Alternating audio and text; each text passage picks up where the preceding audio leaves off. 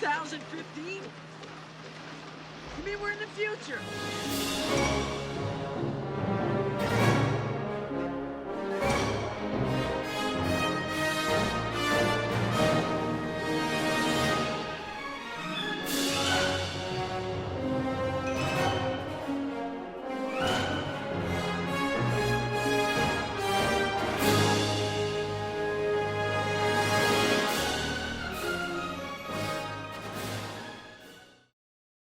Back to the Future is the movie of my childhood. I wasn't born until 1989, so I wasn't able to appreciate it in all its 80s context, but I loved it as a child of the 90s. I loved the relationship between Marty and Doc, Marty's independence and his strength, the geeky time travel, and his awesome race to get struck by lightning at the right time and be sent back to the future in a flash of light, leaving fire trails in his wake.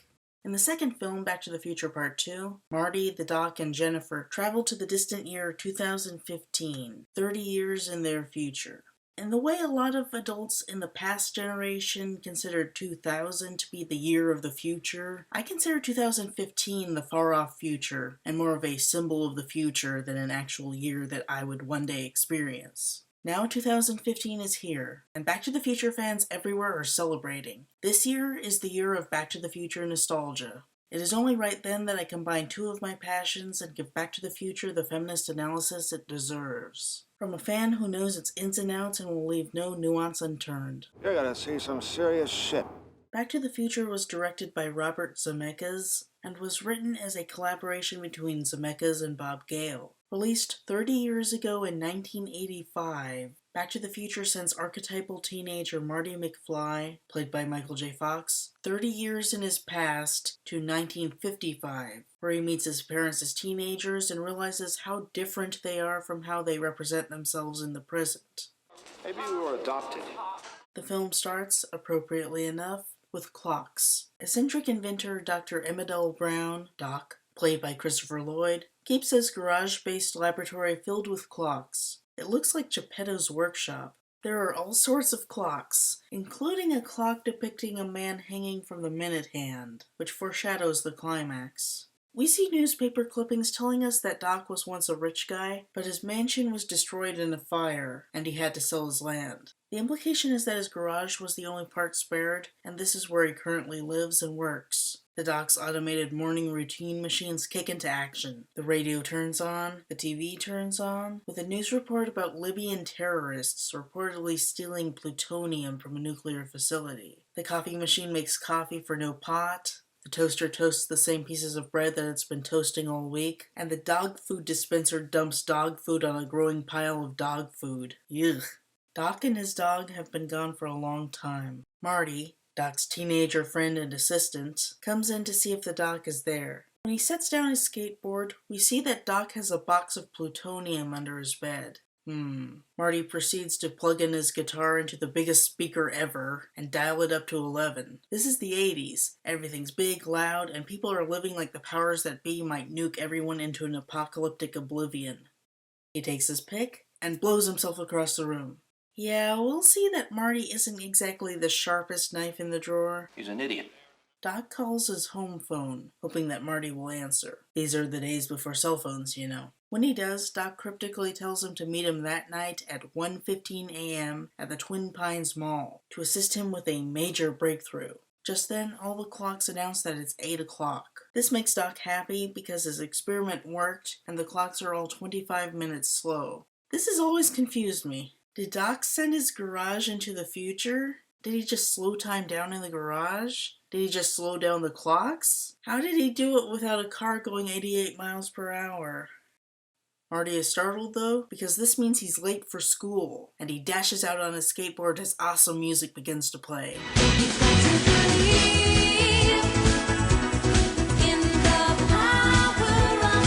Wait, what? Huh?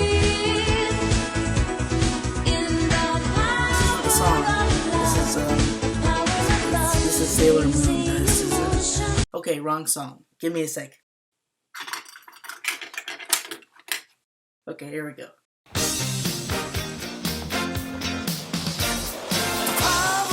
Okay, right.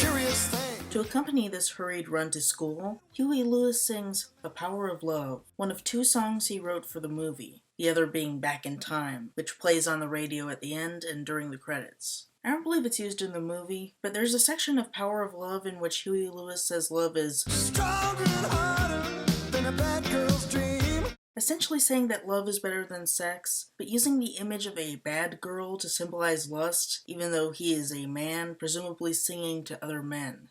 I certainly get the impression in the movie that it represents Marty's state of mind as he leaves to meet his girlfriend, driven by the power of love, as well as when she tells him that she loves him. It reminds me of Supernatural Season 3, Episode 1, The Magnificent Seven, depicting the 7 deadly sins as demons, in which most of them are played by men and act from sinful motivation, while lust is played by a woman and is made sexually attractive so that the male characters and male audience would become lustful toward her. Killing her is then disposing of this object of attraction to cleanse the male characters of their sinful desires toward her, rather than her being a fellow actor that they can empathize with, representing an evil motivation within themselves, as with the male sins. A lot of male writers conceive of the embodiment of their lust as a woman to whom they feel sexual attraction, and then discard her. Huey Lewis does this to some extent with his bad girl imagery. Anyway, we see Marty skating so proficiently that he hitches rides on moving cars, which looks really fun and gives him a kind of power. What kid wouldn't like to be able to do that? In fact, Michael J. Fox even had to make a PSA telling kids not to do that. Marty waves at a bunch of girls exercising in a corner gym, showing that he's the popular male ideal with a lot of female admirers. This goes into some territory that would commonly be worrisome, but I think Back to the Future avoids any problematic roots with the Marty character. If this were gender flipped, I think a female Marty skateboarding past male admirers would be perfectly awesome, and Marty himself is an unproblematic male power fantasy. Well, that's a relief.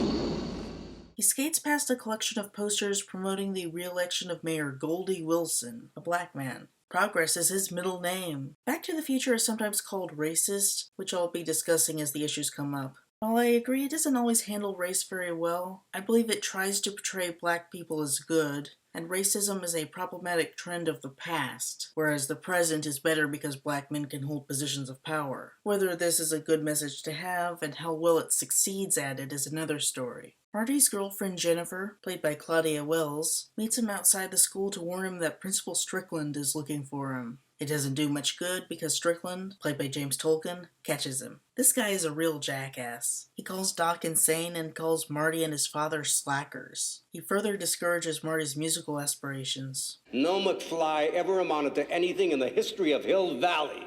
He's an asshole. Yeah, well, history is gonna change.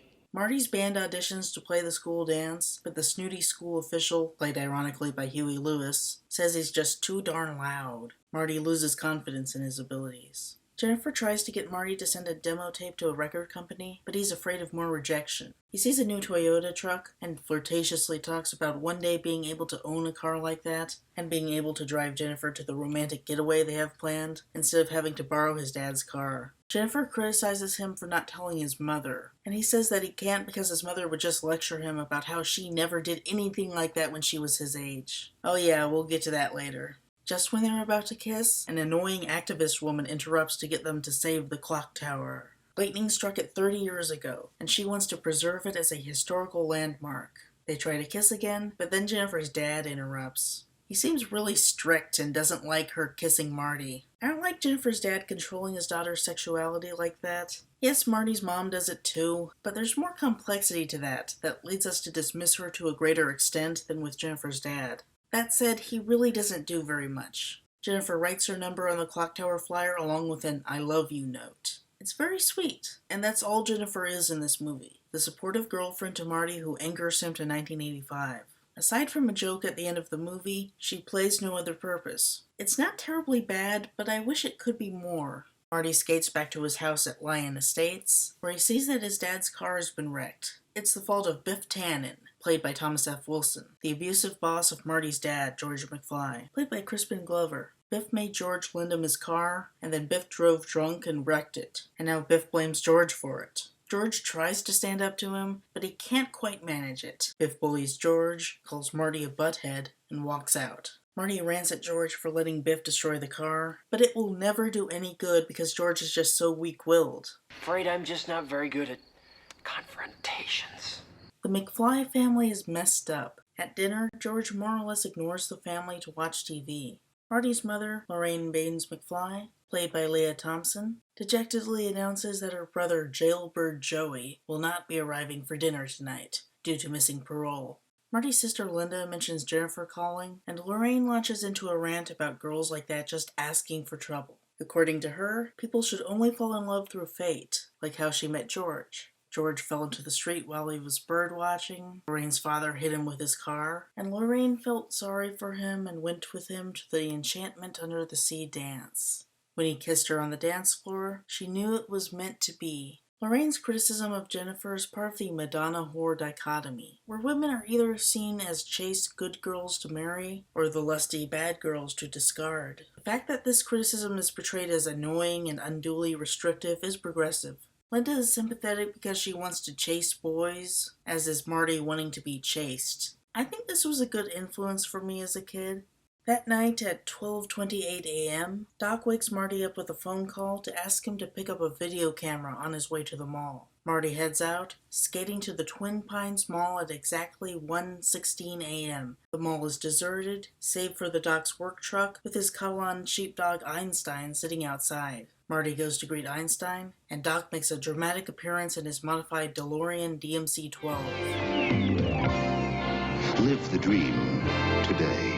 Doc stumbles out, wearing a radiation suit, delighted that his friend is there to witness his greatest achievement. Marty tries to ask questions, but Doc insists that he film a demonstration. On camera, Doc introduces himself and states the current time, October 26, 1985, 1:18 a.m. He then puts Einstein into the car, showing that he and the dog are wearing synchronous watches. Using a remote control device, he moves the car into position. When this baby hits 88 miles per hour, you're gonna see some serious shit. He launches the car straight towards them, forcing Marty to stay in its path. The DeLorean starts emitting blue electrical arcs and penetrates the air in front of it. When it hits 88 miles per hour, it vanishes into an explosion, leaving a pair of fire trails in its wake and a superheated out-of-time license plate.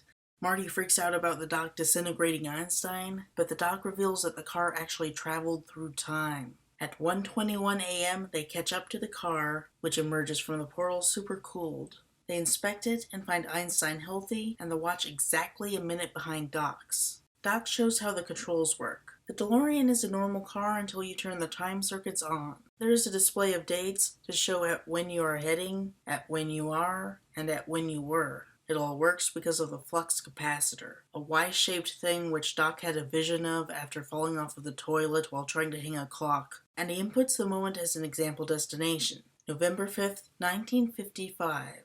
Doc reminisces about how things used to look back then, when the Twin Pines Mall property was owned by Old Man Peabody, a farmer who obsessively tried to breed pine trees. Doc then explains what powers the time machine, plutonium, which causes a nuclear reaction to generate 1.21 gigawatts of electricity. Though normally pronounced gigawatt with a hard G, it can be pronounced either way, so it's not technically a mistake. It is, however, an uncommon pronunciation, which makes it quirky. So where do you get the plutonium? Well, Libyan terrorists approached him with stolen plutonium to try to get him to make a nuclear weapon. Because Doc lives on the edge, he built a fake bomb and stole their plutonium to build his time machine. Though it's never stated, I presume this whole secret demonstration at night has to do with him wanting to make a quick escape into the future to duck the terrorists. Both the 1950s and the 1980s were characterized by a fear of nuclear attack, and that fear is present in both of the decades shown. In an earlier draft, this would have been made very overt, by having the climactic trip back to the future be about harnessing the power of a nuclear bomb test, but they decided to keep things centered on Hill Valley and clock imagery. In the final film, it's mostly restricted to a fear of terrorists setting off a bomb, militant individuals, as opposed to titanic states.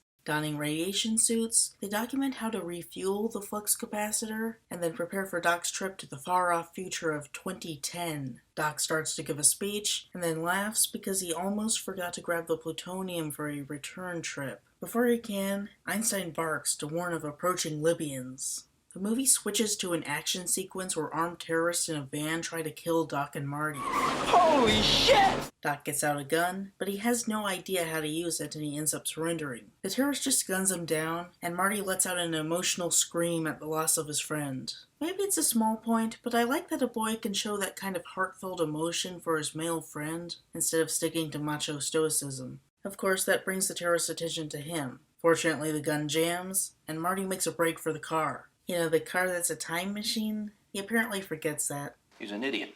If he was thinking clearly, he could have set it to the previous day or something like that, but he's not, and he leaves it set to November 5th, 1955. He tries to outrun the terrorist car by traveling up to 90 miles per hour, and as the DeLorean reaches 88 miles per hour, it does just as the Doc designed it, sending him to Old Man Peabody's farm.